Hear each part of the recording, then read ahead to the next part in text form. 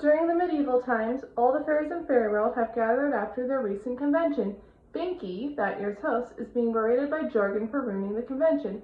Binky apologizes, saying that he thought the Black Plague was a band, and he didn't think it would kill so many people in Europe. As punishment, Jorgen attaches him to a spinning wheel that will be used to determine which fairy will host the next one.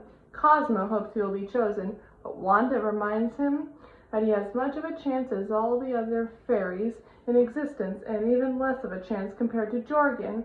Unfortunately, Jorgen underestimates his strength, causing the wheel and Binky to spin uncontrollably. He promises to contact all the fairies when the wheel stops. In the present, Timmy has amazingly aced one of Mr. Crocker's tests. The rest of the kids thinks it's a sign of the apocalypse and run away. Timmy admits to himself that he was just doodling on the test, then thanks his short attention span. Crocker thinks that Timmy getting an A+ is a result of Timmy's fairies.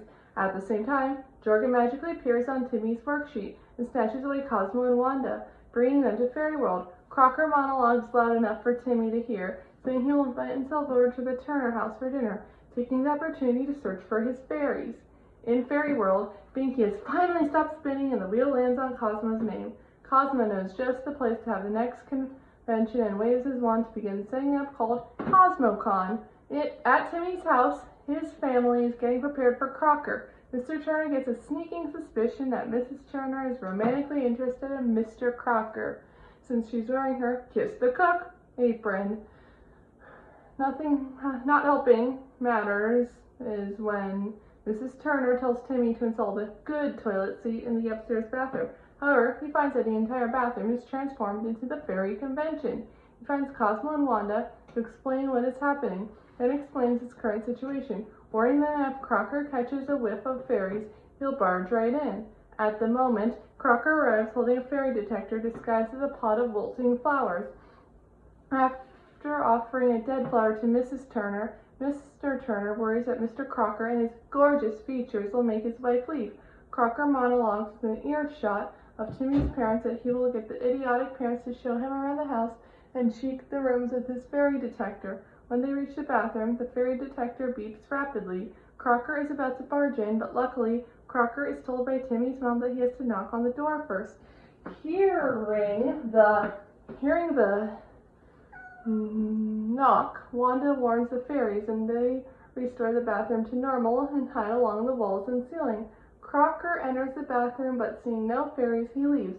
The convention goes on, and Timmy is satisfied that as long as someone knocks before entering the bathroom, that fairies will stay hidden. Furthermore, Timmy is informed that fairy conventions are very short, ending immediately after the closing entertainment. However, he asks out loud if Cosmo invited an act that could potentially discover the secret of fairies existing.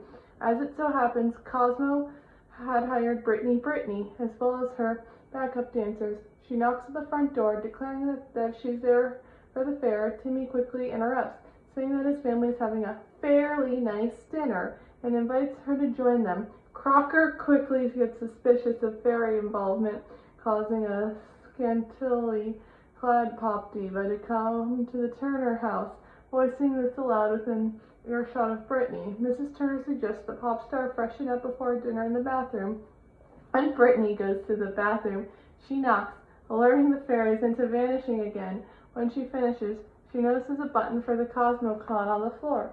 She shows it to everyone at the dinner table. Crocker finally gets suspicious enough that he decides to storm the bathroom. Timmy chases after him.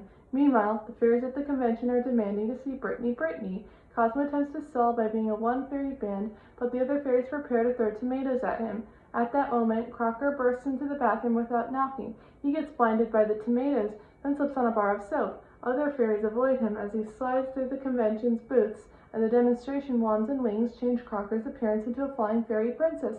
The other fairies stop panicking and watch the spectacle, thinking it's funny. Eventually, the still blinded Crocker stumbles out of the house and onto the street, where he's promptly hit by a car. Jorgen praises Cosmo for coordinating this human almost discovers fairies comedy act, then declares the convention is over, poofing it all away. Crocker recovers, then tries storming the bathroom again, only to come on in Mrs. Turner.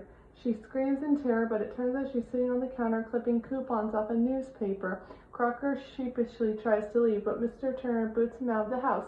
When everyone gets back to eating dinner, Mr. Turner apologizes for being so jealous of Crocker. Mrs. Turner forgives him. Then Mr. Turner tells Brittany to hit it. Brittany begins dancing with her backup dancers.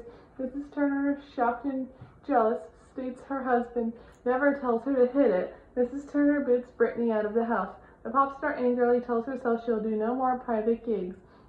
As Timmy begins to relax, he enters his bathroom but finds out that Wanda is now hosting the Fairy World RV and boat show inside. Cosmo happily plays on a boat and blows the foghorn. Since the bathroom door is still open, Timmy's parents hear the horn but close their eyes and plug their noses as they walk by. Mr. Turner urges Timmy to shut the bathroom door if he will be doing that.